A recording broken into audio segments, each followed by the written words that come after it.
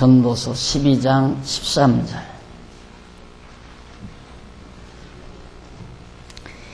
일의 결국을 다 들었으니 하나님을 경외하고 그 명령을 지킬지어다. 이것이 사람의 본분이니라. 한 절 말씀 봉독했습니다.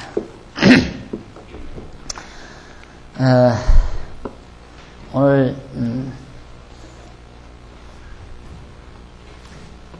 이제 오시는 분들이 있는 것 같아요. 잠깐 찬송 하나 더 부르십니다. 한 절만 부르십니다. 101장 찬송 1절만, 1절과 2절만 부르십니다. 101장.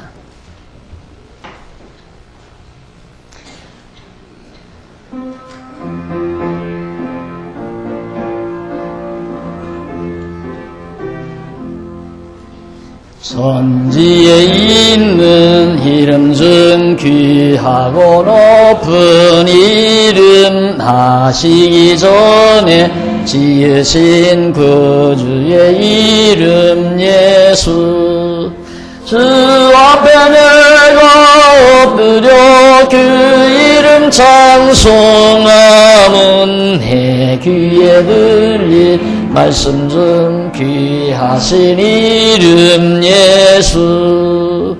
주 십자가에 달릴 때 명패에 쓰인 대로 저 유대인의 왕이요 곧 우리 왕이시라. 주 앞에 내가 엎드려 그 이름 찬송하면 내 귀에 들린 말씀 중 귀하신 이름 예수. 기독교 가치론에 대한 단원의 막을 엽니다. 앞으로 한 서너 달 동안 기독교 가치론에 대한 강의를, 사실은 제가 시간이 있으면 일일이 책을 구체적으로 쓰고 싶은 마음을 늘 가지고 있지만 아직 제게 그런 시간이 허락되질 않습니다. 그래서 우선 초록만을 제가 이렇게 정리를 해서 지금 아마 2번째 강의를 하지 않나 싶습니다. 지난번 말씀드린 대로 한 8년 전인가 9년 전인가 한번 강의를 했고요. 오늘 드디어 다시 한번 강의를 드리게 됩니다. 우리가 살고 있는 세상이 무척 빠르게 늘 변하죠. 언제나 사람들은 자기가 살고 있는 세상이 많이 변한다고 그렇게 생각하면서 살아갑니다. 우리 전 세대 사람들도 세상이 너무 빨리 변한다. 상투를 꽂고 살던 사람들이 삭발령에 의해서 상투를 자르게 될 때 세상은 너무너무 빨리 변한다. 또 라디오만 듣고 살던 우리들이 텔레비를 시청할 때 세상은 참 빨리 변한다. 또 남녀가 함께 동석할 수 없는 시대에 살던 사람들이 이런 남녀가 지금처럼 이렇게 섞어서 앉는 모습을 보고 세상은 참 빨리 변한다. 어느 시대나 마찬가지입니다. 100년 전 사람도 1000년 전 사람도 시대가 많이 변한다고 그렇게 하면서 살아갑니다. 그런데 이러한 변화가 대부분의 사람들은 이게 발전이다, 발전하고 있다 이렇게 생각하죠.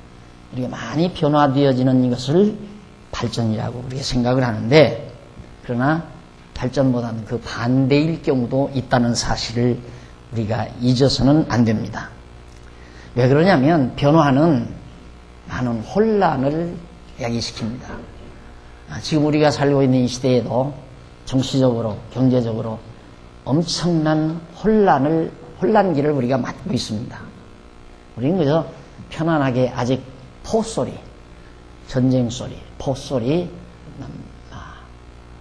전투하는 소리, 이런 소리 안 들리니까 참 평화롭다 하는지 모르지만 지금 우리 국민이 겪고 있는, 또 이 나라가 겪고 있는 내적인 갈등은 굉장히 심대합니다. 그래서 정말 많은 사람들이, 많은 국민들이 염려하는 이유도 바로 거기에 있다고 생각을 합니다. 왜 그러냐면 이런 변화는 엄청난 혼란을 동반하기 때문이죠. 지금 정치가 혼란하고 경제계가 혼란하고 사회가 혼란한 이유가 이런 변화 때문에 되어지는 거거든요. 군사정부 시대에 변하지 않고 그대로 있었으면 아마 어쨌든 조용할 거 아닙니까? 혼란이 안 오고. 그런데 변화를 추구하다 보니까 많은 혼란이 야기됩니다. 그런데 이런 변화는 혼란뿐만 아니라 혼란은 결국은 어디로 이어지냐면 파괴로 이어지거든요. 혼란스럽다 보면 결국 파괴가 이루어진다.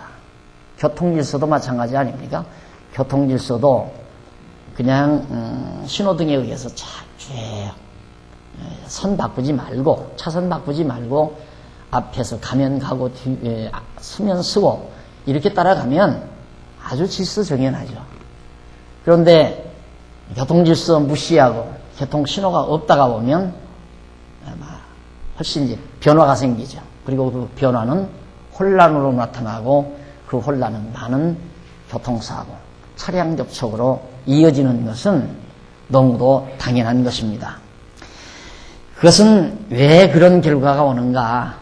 왜 그렇게 변화는 혼란을 가져오고 혼란과 파괴를 불러일으키는가? 그 이유는 결국 절대 가치의 부재에서 온다. 어떤 절대 가치만 있다면 절대 가치에 의해서 모든 것이 변화되는 것이 아니라 안정이 되고, 그 안정은 역시 혼란이 이루어지는 것이 아니라 안정이 되고, 그 안정은 파괴가 아니라 건설로 이어진다는 건 더 말할 것 없는 나입니다. 자, 그렇다면 이 절대가치라는 것, 이게 얼마나 중요한 것일까? 그런데 문제는 참 이 절대가치가 있느냐 없느냐 하는 문제입니다. 사실 이 절대가치를 인정하지 않으려는 것이 현대인들이에요. 그래서 남이야 어찌하든 각자 자기 나름의 가치를 찾아서 분주히 노력합니다. 사람마다 목적이 달라요. 사람마다 목적이 다르다는 말은 가치 추구의 대상이 다르다는 말입니다. 어떤 사람은 권력을 얻기 위해서 뛰고, 어떤 사람은 돈을 벌기 위해서 뛰고, 어떤 사람은 건강을 유지하기 위해서 뛰고, 어떤 사람은 사랑을 얻기 위해서 뛰고, 별하별 가치와 목적, 성공, 명예 등등 이루 말할 수 없는 많은 상대적 가치를 대상으로 해서 뛰다 보니까 결국 혼란은 올 수밖에 없죠. 그러니까 동에 있는 사람이 서로 가고, 서에 있는 사람이 남으로 가고, 남에 있는 사람이 북으로 가고, 그러다 보면 어느 시점에서 충돌하게끔 돼 있습니다. 그래서 지금 개인주의라고 하는 이 자체가 각자가 자기 이득을, 자기 유익을 추구하며 사는 거거든요. 근데 사람마다 목적이 다르고, 목적이 다르다는 말은 가치가 다르다는 얘기죠. 이제 나와서 기도하는 청년, 기도 들어봤지만, 부와 영화보다는 하나님 경외하는 것이 가치롭다. 어떤 사람은 부가 더 가치 있고, 영화가 더 가치 있고, 어떤 사람은 사랑이 더 가치 있고, 어떤 사람은 인기가 더 가치가 있고, 권력이 가치가 있고, 다 각각 자기 나름의 가치 평가를 하며 산다 이 말입니다. 그러다 보니까 결국 혼란이 올 수밖에 없죠. 그래서 자기 나름대로 가치를 찾아 추구하기 때문에 개인주의는 자칫 잘못하면 혼란을 야기시킨다. 그래서 말쟁이들이 어떤 말을 만들어내느냐면 혼돈 속에 질서, 이걸 말해요. 혼돈 속에 질서가 있다. 그래서 아주 말 그럴듯하죠. 왜 그런 말을 생각하는 사람들이 만들어내느냐면 뭔가 이 사회가 혼란스럽다 이 말이에요. 또 사람들의 생각이 다 혼란스럽고, 그런데 그 혼돈 속에 어떤 질서가 있다 라는 얘기입니다. 그런데 그 질서가 무엇일까? 어떻게 해서 그런 질서가 만들어질까? 이런 것들이 우리가 이 세상을 살아가면서 골똘히 생각해 보아야 할, 또 반드시 생각해야 될 중요한 취지들입니다. 그냥 되는 대로 바람이 서에서 불면 동쪽으로, 동에서 불면 서쪽으로, 남에서 불면 북으로 그렇게 흐름 따라, 물결 흐름 따라 바람 부는 대로 휩쓸려 산다면 별 문제가 아니죠. 그렇게 휩쓸려 사는 것은 정말 이성과 감성, 지성, 인격이 없는 하나의 광물체나 식물, 식물도 뿌리를 뽑고 제자리 지키죠. 그런데 낙엽이나 먼지 내지는 건불 이런 것들은 바람이 부는 대로 물결이 흐르는 대로 가게끔 되어 있습니다. 그러나 살아있는 살아있는 물고기는 지느러미를 힘껏 내줘서 물결을 거스려 맑은 물을 찾아 올라갑니다. 그러나 죽은 고기는 결국 물은 흐르는 물결 따라 살아가게 되죠. 그렇다면 오늘 우리가 이 세상을 하나의 건불처럼 낙엽처럼 이렇게 사는 것도 아니고 또 죽은 물고기처럼 흐르는 물 따라 물결 따라 그냥 흐르며 사는 존재가 돼서는 안 된다는 얘기죠. 적어도 인간이라면 가치 추구의 존재인데 인간 하나 설명하라면 인간을 하나로 설명하라면 가치 추구의 존재다라고 그렇게 설명할 수도 있다는 말입니다. 그만큼 가치 추구란 인간을 인간되게 만드는 가장 중요한 요소인데 결국 현대인들은 절대 가치를 인정하려고 하지 않는다. 아, 너는 그게 좋으냐? 나는 이게 좋다 이거예요. 너는 그것을 목적으로 사느냐? 나는 이걸 목적으로 산다. 이렇게 살라고 놔둔 것이 개인주의입니다. 그러니까 절대 획일적이고 절대적인 어떤 가치 추구에 의해서 살도록 인간을 만들어 놓을 수가 없다. 이유는 왜 그러는가? 그것이 진리이기 때문에 그런 것이 아니라 절대 가치를 찾을 수 없기 때문에 그런 겁니다. 이게 절대 가치는 찾을 수는 없는데 인간은 어차피 가치 추구를 하며 살아야 되잖아요. 그러다 보니까 개인주의라고 하는 번거지를 만들어서 다각자 나름대로 자기 가치를 정하고 살아라. 자기 가치 기준에 의해서 살아라. 그러다 보니까 여기에서는 반드시 혼란과 충돌이 일게 되어 있습니다. 반드시 일어나게 되어 있습니다. 그래서 개인주의는 혼란을 야기시키고 혼란은 충돌을 일으킨다. 충돌은 파괴를 가져오는 거 아니겠어요? 자, 이렇게 되다가 보니까 객관적인 절대가치 기준이 존재하지 않는데 혼돈 속의 질서가 절대 불가능하다는 것은 자명한 이치 아닙니까? 그런데도 책을 읽었다는 지성들은 바로 혼란 속의 질서라고 하는 말 같지 않은 말, 그런데 말 같은 말 같은 말 같지 않은 말을 한단 말입니다. 근데 그런 말을 하는 사람을 고상하게 또 느껴요. 아, 혼돈 속에 야, 멋있다. 참 멋있는 말이다. 이렇게 생각한단 말입니다. 말 같지 않은 말이거든요. 어떻게 혼돈 속에 질서가 있어요? 안 되죠. 그 혼돈 속의 질서라는 말, 그들은 결과는 뭘 말하는가? 그것은 절대 아닌데 변화가 불러오는 혼돈을 막기 위해 반드시 어떤 힘이 필요하게 됩니다. 그럴 거 아니에요. 변화를 통해서 어떤 혼돈이 이루어지니까 혼돈을 질서 잡기 위해서는 힘이 필요해요. 반드시. 그래서 그 힘을 기르려는 경쟁, 바로 힘을 기르려는 경쟁. 누가 힘을 만드느냐에 따라서 결국 그 힘에 의해서 질서가 잡히는 거거든요. 예를 들면 골목에서 아이들이 한 7, 8명이 놉니다. 노는데 한 서너 놈은 저쪽 골목에서 오고 이쪽에서는 너댓 명이 왔어요. 그런데 보니까 서로 잘 모르는 아이들이란 말입니다. 거기서 이제 혼돈이 옵니다. 막 치고받고 서로. 그러다가 질서가 잡히는데 어떻게 질서가 잡히는가? 거기서 완전히 주먹심 센 아이 하나가 결국 다 서서 입힐 때 그 아이를 중심으로 전부 다 질서가 잡히게 됩니다. 그래서 이 개인주의 사회에는 반드시 힘이 필요합니다. 힘으로써 질서를 유지하려는 거죠. 그게 뭡니까? 힘으로 질서를 유지하려는 것이 바로 전쟁이에요. 전쟁을 통해서 힘겨루기를 하는 거거든요. 그래서 상대 가치밖에는 인정하지 않는 이 개인주의 사회에서는 전쟁은 불가결의 것이다. 절대로 없어서는 안 되는, 반드시 따라오는 거예요, 전쟁이란. 지금 우리 사회가 질서가 있다고 생각하죠? 질서가 있는 건 왜 있습니까? 미국이라는 강대국이 초강대한 무기를 가지고 세계를 제패하니까 그런대로 이 질서가 잡히죠. 만약에 상상을 해보십시오. 미국이 망한다. 완전히 미국이 추락해버렸다 하면 세상은 엄청난 혼란이 일어날 겁니다. 그리고 이게 정당한 사회인가 그러면 미국이라는 강대한 무력의 힘에 의해서 온 세계 인류가 소위 평화롭다고 평화를 유지하고 산다고 착각할 뿐만 아니라 그렇게 오산을 하면서 자위하고 사는 것이 정말 인간다운 인간일까? 여기까지 가면 괴롭지 않을 수 없죠. 괴롭죠, 그렇게 되면. 밥맛도 떨어지고 살 의미도 없고 야, 이놈의 세상이 완전히 폭력 집단 사회로구나.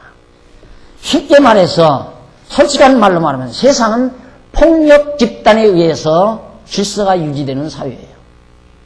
근데 그걸 이제 커버하기 위해서 미국이 이라크를 쳤을 때 그건 도덕성의 문제다. 그래서 지금 부시가 완전히 인기가 추락하고 있어요.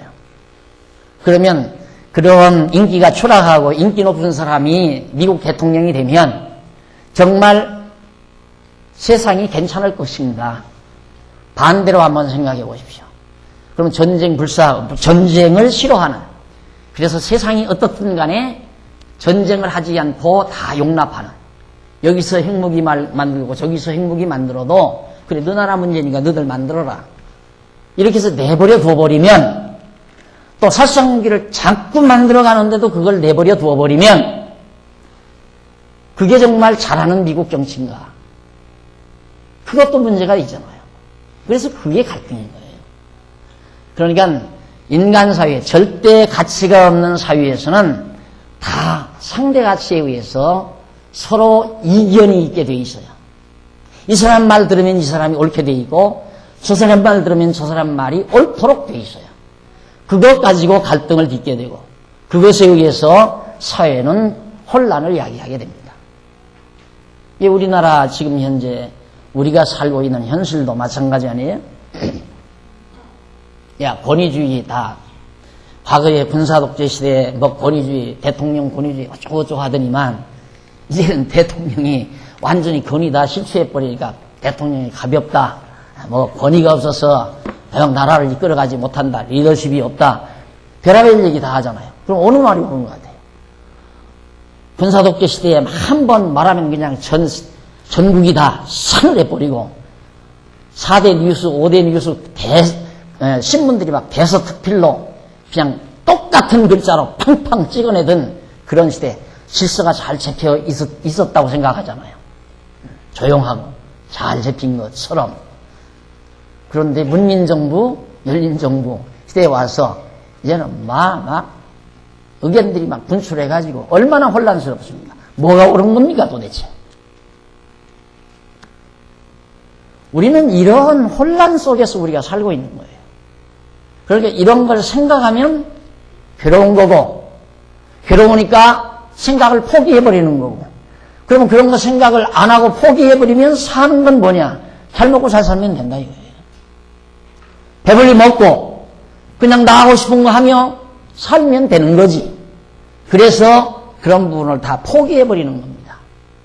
그래서 대학에서 철학이 인기가 없어져 버리고 사회학 같은 것이 다 인기가 없어져 버리고 교양, 정말 학문이 대학에서 인기가 없어져 버리고 하나의 테크니컬한 기술교육이 인기가 높고 또 연예, 춤, 오락 이런 것들이 가치가 나가는 그런 이상야릇한 세상을 우리는 맞아서 지금 살아가고 있는 거죠. 왜 그러는가? 바로 그런 벽에 부딪힐 수밖에 없기 때문에 그런 겁니다. 이렇게 사회도 그런 것처럼 교회 역시도 마찬가지죠. 교회도 끝없이 변화해요. 내 짧은 인생 동안 살아가는 동안 교회의 신앙을 신앙의 핵심이 되는 사상이 한 너댓 번이 바뀌었어요. 나 어린 시절에는 돈 벌면 지옥 가는 줄 알았어요. 돈 많으면, 왜 부자는 천국 가기가 약대가 바늘기로 들어가는 것보다 더 어렵다고 가르치는. 그리고 부자들은 다 지옥 간다. 가난한 사람은 천국이 저희 것이다. 마음이 가난한 자는 복이 있나니 천국이 저희 것이다. 이래가지고 가난을 미덕으로 알고 예수 믿는 사람은 다 가난하게 살아야 되고 그렇게 가르치더니만 조금 지나니까 한 20년 지나니까 성령 받아야 된다는 거예요. 성령을 받아야 천국 간다는 거예요. 그러더니만 또 한 10여 년 남짓 지나니까 이제는 예수 믿고 축복받아야 된다는 거예요. 예수를 믿고 축복을 받아야 된다. 그러더니만 또 한 20년 지나니까 뭐 기독교만 종교냐, 불교고 유교고 기독교고 다 가는 목적지는 같으니까 다 우리가 이 땅에서 선을 행하면서 같이 불교면 어떻고 유교면 어떻고 기독교면 어떠냐. 그런 세상, 지금 우리가 살고 있는 그런 세상이에요. 그러니까 교회가 끝없이 변화해요. 자꾸 변한단 말입니다. 그 이유는 신자들이 변하니까 교회도 변하는 거고, 신자들은 왜 변하는가? 바로 이 교회가 변하는 것을 발전이라고 또 교회도 생각하는 거예요. 교회가 자꾸 변하는 것을 교회가 많이 발전했다. 이렇게 생각한단 말이죠. 사실 오늘의 교회 발전은 발전이 아니라 퇴보죠. 계속 절대가치 기준에서 볼 때는 한없이 퇴보해 가고 있는 겁니다. 그래서 역시 이런 퇴보는 결국 타락을 가져오게 되고 그래서 교회가 위기를 맞고 있는 거고 이거 역시 바로 절대 가치가 없기 때문에 절대 가치를 찾지 못하기 때문에 상대적인 가치에 의해서 방황하는 모습을 알 수 있습니다. 이제 교회 설립한 지 30년도 채 못된 교회가 벌써 30년도 못된 상태에서 완전히 신앙의 형태가 확 바뀌어져 버려요. 엄청나게 바뀌어져 버려요. 이게 전임자가 가르치고 지도하던 신앙의 원리와는 전혀 색다른 원리가 교회 안에 적용이 되고 그 적용이 순조롭게 교인들에게 받아들여진다는 것. 이런 것들이 너무너무 놀라운 거죠. 내가 왜 오늘 이렇게 강의를 시작하게 됐냐면 두서너 그 영상 강의를 했더니만 그 영상 강의를 한 것은 거기서 뭘 배우라는 것보다 배우는 거죠. 그것도 들어보셔야 그동안 여러분들이 공부한 것에 대한 비교 감각도 생기고 내가 가지고 있는 것의 소중함도 알고 그런 효과를 기대하면서 그런 시간을 마련했는데 들리는 얘기가 아이고 저런 소리 듣기 싫어서 내가 여기 왔는데 여기까지 와서 저거 들어야 하냐 그러면서 다 자꾸 가요. 그리고 보니까 그 시간은 뭐 그냥 안 들어도 되는 시간인 줄 알고 신방도 가기도 하고 그냥 집으로 가기도 하고 내 기대치와는 전혀 다르더라고요. 그래서 아직은 이게 아니로구나 싶어서 조금 힘들어도 제가 이 시간을 그냥 하기로 그렇게 생각을 했고요. 어차피 여러분들에게 광고했으니까 한 달에 한 번 정도 다른 분들의 영상 강의를 한번 상영하는 것으로 이렇게 해나가려고 생각합니다. 어쨌든 교회라는 것이 너무너무 변해져 가기 때문에 교회는 결국 온갖 수단과 방법을 가리지 않고 교회 발전이라고 하는 명목 아래 노력하고 애씁니다. 수단과 방법이 필요 없어요.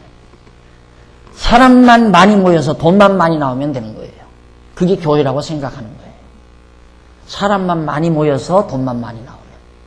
그러니까 전에는 부흥회 할 때 그래도 뭐 성경을 가르친다고 하면서 부흥회를 했거든요. 그러니까 따분하니까 교인들이 부흥회에 참석 안 한다 이 말입니다. 그러니까 그 다음에는 이제 성경을 가르치는 것을 부흥회 하는 게 아니라 간증으로 하더라고요. 간증. 어느 장로님의 간증, 어떤 권사님의 간증. 나는 이렇게 못 살았는데 교회 나와서 11조 잘하고 성수주의를 했더니만 3년 만에 이렇게 집이 5채나 되고 지금 지방에 땅도 한 2만 평 사놓고 내 승용차가 지금 에쿠스를 타고 다닌다. 이런 얘기를 할 수 있도록 그런 간증을 통해서 집회를 하더라고요. 그러면 이제 그것도 시들하니까 그 다음에 누구 연예인들을 동원하더라고요. 그 우스갯소리 잘하는 연예인들을 데려다가 야 이번에 우리 교회 아무개가 온다. 연예인 아무개가 온다. 왜? 사람 많이 나오게 해서 웃음 보따리 터뜨려주고 돈 쏟아놓고 가게 하기 위한 거죠. 그게 무슨 교회입니까? 그만큼 물론 다 그런 건 아니지만 그런 방향으로 지금 교회가 계속 흘러가고 있어요. 그러니 이게 무엇이 교회인지 이제는 불교나 유교나 똑같으니까 중도 와서 강단에 와서 강의하고 목사도 절간에 가서 설법하고 그렇게 하면 그것이 참 폭이 넓은 것 같고 그것이 참 가슴 넓은 사람 그런 사람처럼 인정이 되는 그런 시대를 우리는 지금 살고 있단 말입니다. 그래서 믿는 진리의 내용이 다 각각 달라요. 심지어 한 가정 안에 가정 식구마다 믿는 내용이 달라요. 집집마다 다른 건 더말할 거 없고 교파마다 다른 건 더말할 것 없고 나라마다 기독교 신앙 자체의 모습이 다른 건 더도 말할 것 없어요. 나라마다 다르지요. 교파마다 다르지요. 그 다음 집집마다 달라요. 집집마다 다를 뿐만 아니라 가정에서 어머니 아버지 신앙이 달라요. 아들하고 딸하고의 신앙도 달라요. 5식구면 5식구가 가지고 있는 신앙 형태가 다 달라요. 그러니 이게 혼란이죠. 인간의 내면적 혼란, 사고의 혼란은 행동의 혼란으로 이어집니다. 사고의 혼란은 아는 것의 혼란이죠. 지식의 혼란. 진리에 대한 확고한 절대 진리가 없으면 결국 우리의 지성은 혼란을 야기하게 돼요. 그 지식이 우리의 사고를 만들어내는데 사고 자체가 혼란스러워요. 그 사고 자체가 혼란스러우니까 사고에 의해서 나오는 행동이 혼란스럽고 혼란스러운 행동은 충돌을 낳고 충돌은 파괴를 일으킨다고 합니다. 그래서 이러한 혼돈은 자멸로 이어지는 것이 역사의 원리입니다. 반드시 혼란이 오면 자멸하게 되어 있어요. 혼란이 오면. 우리는 성경은 이미 그걸 얘기하고 있죠. 성경은 이미 어디까지 이어지느냐면 질서가 잡혀요. 결국 이 질서는 뭐에 의해서 잡히는가? 힘에 의해서 잡혀요. 세상 정치적으로는 최고의 힘이죠. 그거의 군사적인 무력의 힘이에요. 어느 나라가 최고의 강한 무기를 가지고 있느냐에 따라서 세계 제패 권한을 가지는 겁니다. 그러니까 미국이 저처럼 핵무기를 다른 나라 못 만들게 하는 거 이미 가지고 있는 나라들은 어쩔 수가 없잖아요. 미국도 계산을 해보는 거죠. 야, 내가 중국하고 한번 붙어? 중국도 핵무기 있잖아요. 왜 중국하고 한번 붙어? 아, 그건 안 된다 이 말이죠. 이건 정말 자멸한다. 그러니까 중국 너는 핵무기 가지고 있으니까 놔둬라. 그 대신 야, 김정일이 핵무기 가지지 못하게 해라. 자꾸 유도하잖아요. 또 중국에서도 김정일이가 핵무기 가지고 있으면 껄끄럽잖아요. 말 잘 안 듣고. 그렇죠. 또 저처럼 남북이 통일돼 버리면 남북 김정일이가 핵무기 갖고 우리나라가 통일이 돼 버리면 우리도 핵무기 가지고 있는 거 아니에요. 우리도 강대국이 되는 거죠. 그렇게 되면 미국, 일본도 정말 그것이 싫은 거고, 중국도 그것이 싫은 거예요. 소련도 싫은 거고. 그래서 육자회담이 열리는 거 아니에요. 힘! 이것이 바로 정치 세력의 가장 큰 핵심입니다. 군사력, 무력, 인간이 머리를 써서 만들어 놓은 고도의 세련된 전쟁 무기, 군사 무기. 이것이 결국 세계 질서를 유지하죠. 또 하나의 질서가 있습니다. 그게 종교 질서입니다. 이게 뭡니까? 종교 질서도 결국은 힘이에요. 힘으로 만들어내요. 인간의 힘으로. 그래서 세계 종교를 다 통합해서 하나의 교권을 만들어내고 나라, 정치는 정권을 만들어내고, 그래서 정권과 교권이 마지막 대결을 합니다. 그래서 엎치락 덮치락 하다가 결국 세상은 마지막 종결을 맺는다는 것이 성경이 말하고 있는 미래상입니다. 그러니까 우리가 살고 있는 이 세상의 질서란 혼돈 속의 질서라고 말하는 것은 그런 하나의 참 인간으로서는 서글픈 이야기죠. 고도의 인격적인 인간이, 인격을 지니고 있는 인간이 자기들이 만들어 놓은 무력의 힘 앞에서 질서가 유지된다면 참 서글픈 존재 아닙니까? 인격에 의해서 서로가 질서가 유지된다면 얼마나 아름답겠어요. 인격에 의해서. 근데 인격에 의해서 유지되는 것이 아니라 힘에 의해서 유지된다. 무력의 힘에 의해서.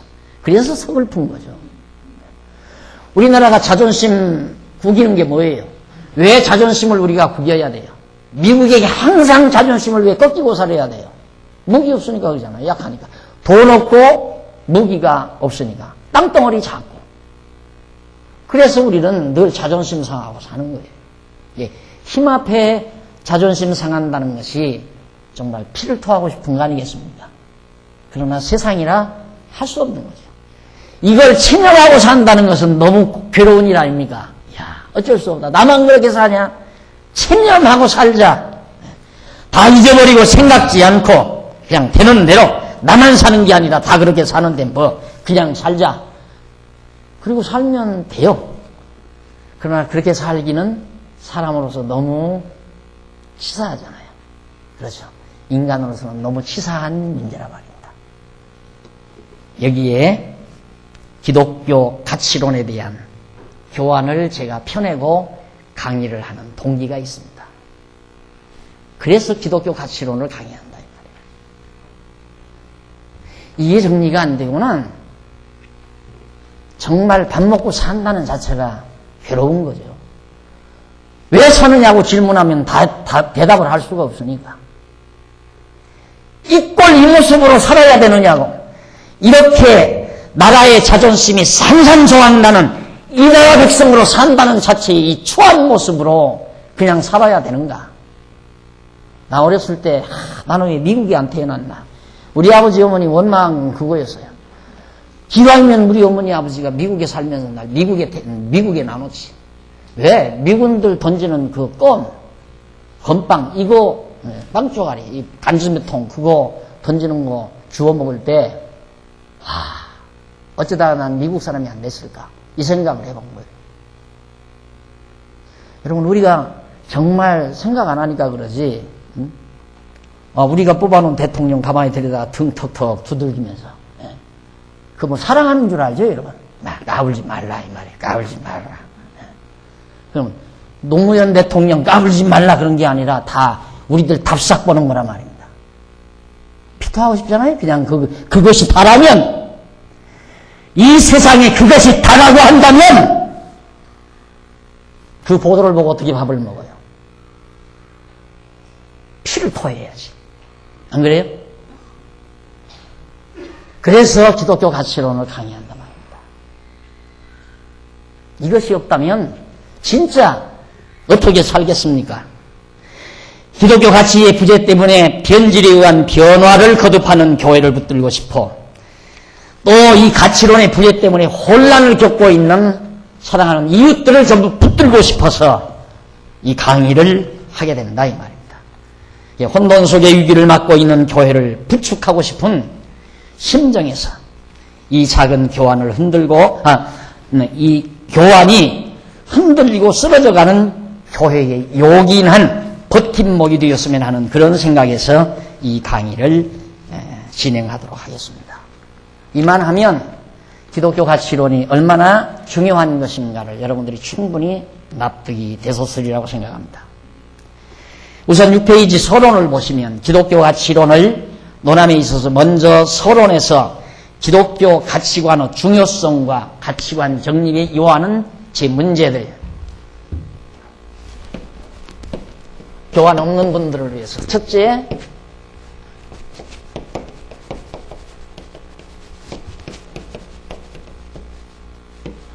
중요성. 그 다음 두 번째는 가치관 정립에 요하는, 예?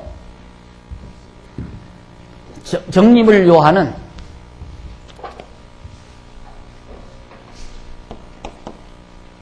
제 문제들,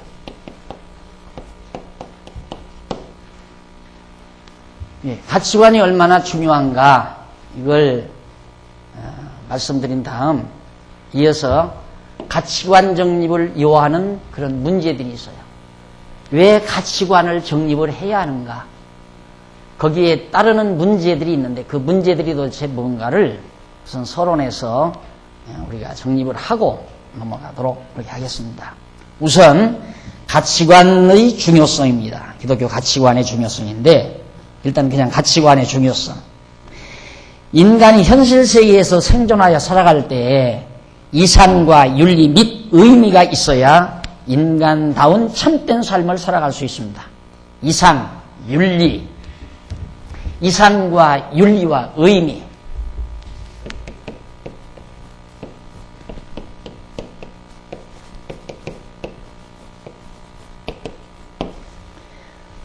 이것은 이상은 목표죠, 목적. 그 다음 윤리는 방법, 사는 방법. 의미는 바로 삶의 가치. 목적과 방법과 가치. 그러니까 이상은 바로 삶의 목적을 정해주죠. 사는 목적이 없으면 동물이나 똑같죠. 나는 왜 살아야 된다라고 하는 구체적인 목적을 가지고 있지 못하면 동물이나 똑같아요. 아, 나는 자식들 뒷바라지하기 위해 산다. 그건 동물도 그렇게 하잖아요. 여러분, 사람은 새끼 버려도 동물은 새끼 버리는 법 절대 없습니다. 요즘 인간들은 자기 자식 다 버리잖아요. 네? 자기 자식. 그리고 동물들은 제 새끼 절대 안 버려요. 피 터지게 싸우죠. 피 터지게. 그건 본능이지. 구체적으로 갖추어진 인격 속에서 나오는 구체적인 이상이라고 말할 수 없어요. 그래서 반드시 가치관의 중요성은 우리 인간이 이 세상 살아가는 데 있어서 이상과 윤리 및 의미가 있어야 하기 때문에 이런 것들이 정리가 되려면 결국 결과거든요. 이건 결과.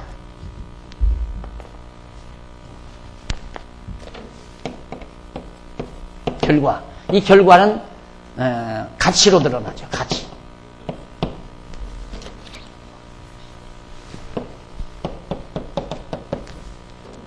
그러니까 분명한 목적과 방법에 의해서 어떤 아름다운 결과를 도출했을 때 그건 가치로운 거예요. 그렇죠? 그 가치. 아, 나는 이런 건 의미가 없다고 생각한다. 의미가 없다는 말은 목적과 방법에 의한 것이 아니라는 말이죠. 단순한 목적만 가지고 있고 구체적인 방법이 없다면 그 방법을 시도하지 않으면 결과가 안 나오죠. 그냥 이상 머릿속으로 생각만 하면 뭐예요? 가지고 있는 생각을 구체화시켜서 행동화시켜가지고 거기에서 어떤 의미를 얻어낼 때 결과가 맺어지고 그것이 바로 가치로운 것이다. 이렇게 됩니다. 그래서 사실 철학이라고 하는 학문은 항상 이상 추구를 하게 하죠. 항상 이상을 추구하는 방향으로 생각을 해가지만 분명한 이상 제시를 할 수가 없죠. 그래서 윤리도 그렇습니다. 윤리도 이렇게 살아야 한다, 저렇게 살아야 된다. 요즘 논어 얘기도 많고 또 요즘에는 새로운 역사관 해가지고 많이 나오는데 그런 것들이 전부 윤리의 바탕을 둔 거죠. 그런데 이것도 혼란을 빚다가 보니까 이제는 윤리와 도덕 파괴 운동이 벌어져 버려요. 지금 우리가 살고 있는 사회는 윤리 도덕이란 완전히 아무것도 아닙니다. 어떻게 살아야 된다는 구체적인 삶의 방법 제시도 없어요. 그냥 되는 대로 멋대로 살아라. 네 멋대로 살면 너 하고 싶은 대로. 그 말은 동물처럼 살라는 얘기예요. 그러니까 이상과 윤리와 및 의미가 있어야 하는데 그런 것들을 가능하게 할 수 있는 것들이 바로 뭐냐면 가치라는 겁니다. 이러한 조건들을 모두 분명한 가치관이 설정될 때만이 바로 이런 이상과 윤리와 의미가 만들어진다. 그러니까 자기 가치관이 없는 상태에서 자기 이상을 정한다. 나는 정말 정말 내 청소년 시절 정말 아름다운 숲이 우거진 아담한 무인도 섬, 거기에 선수네가 아름다운 토막나무를 짓고 한평생 그림이나 그리면서 사랑하며 살다가 죽었으면 좋겠다. 이런 이상 가질 수 있죠. 그런 이상. 그러다가 조금 청년기가 접어드니까 그때는 막 큰 산악에 산악농장을 만들어 놓고 정말 그 농장을 가꾸면서 얻어진 소득으로 좀 사상운동도 하고 계모운동도 하고, 그리고 그 농장을 호마를 타고 산능성을 거닐면서 농장을 둘러보는 그런 상상과 꿈을 안고 생각했던 그런 이상들. 근데 그런 것들이 막연히 사람마다 다 각자 자기 취미에 따라 만들 수 있어요. 그게 바로 상대적인 이상이란 말입니다. 각각 개개인이 다를 수 있다 이 말이죠. 자기가 가지고 태어난 소질이 다르기 때문에 자기가 살고자 하는 목적도 이상도 다 다를 수 있어요. 근데 거기에서 끝나면 안 된다 이 말입니다. 그걸 바로 여기서 이상을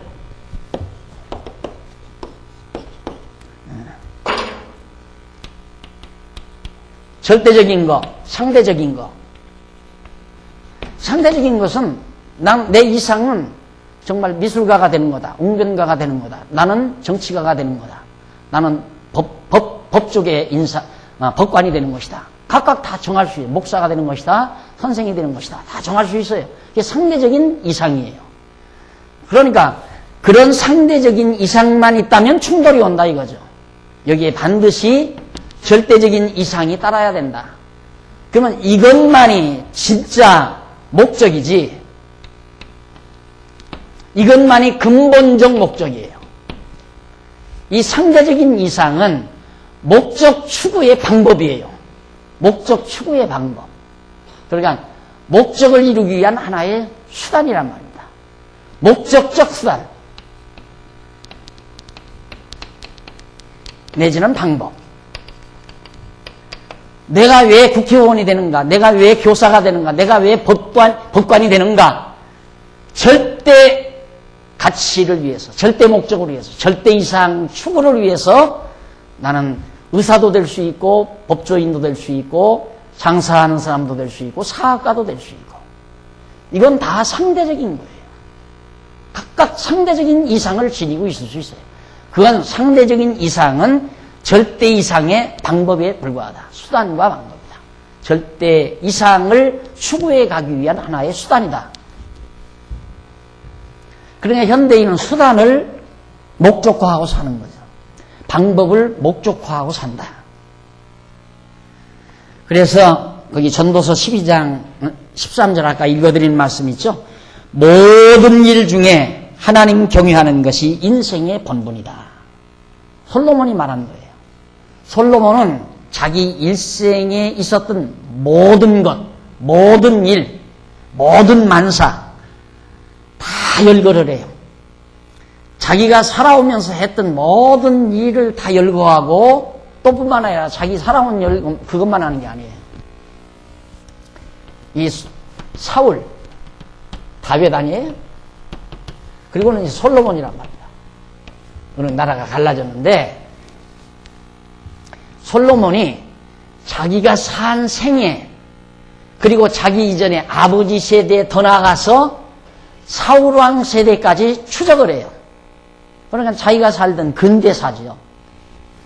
이때 일어난 것을 배경으로 해서 쓴 것이 뭐냐면 잠언전도 아가서예요.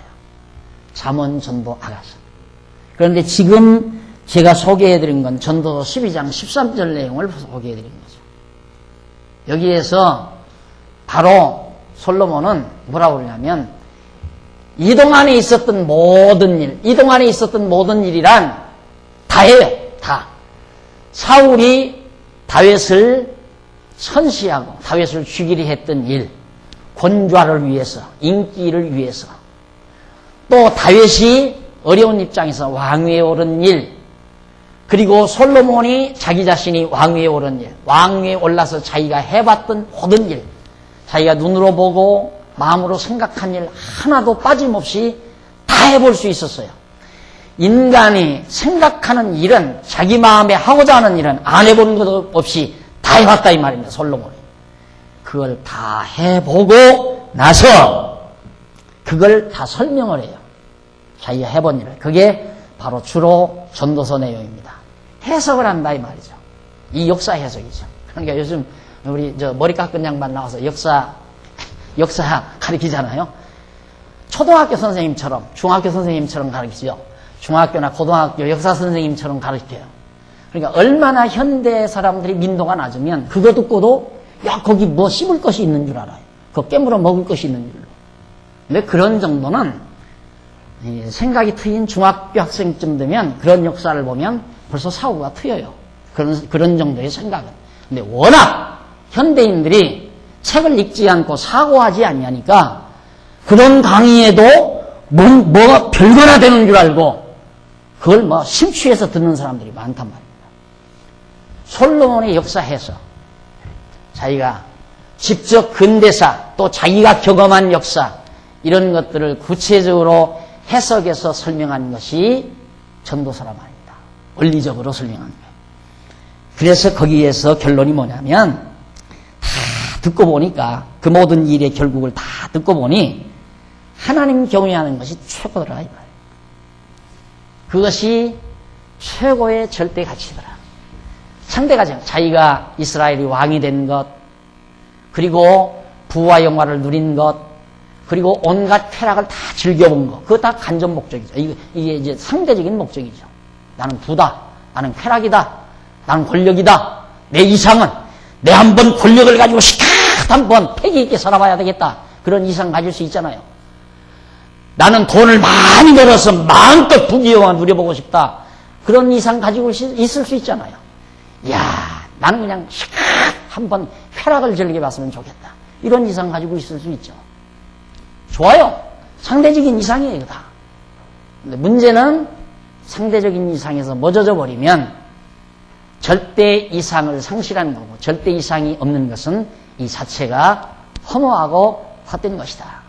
그래서 솔로몬이 헛되고 헛되고 또 헛되고 헛되고 헛되도다 라고 모든 과거사, 근대, 자기로서의 근대사, 자기가 경험한 역사에 대한 최고 평가가 바로 헛된 것뿐이더라 라는 결론입니다.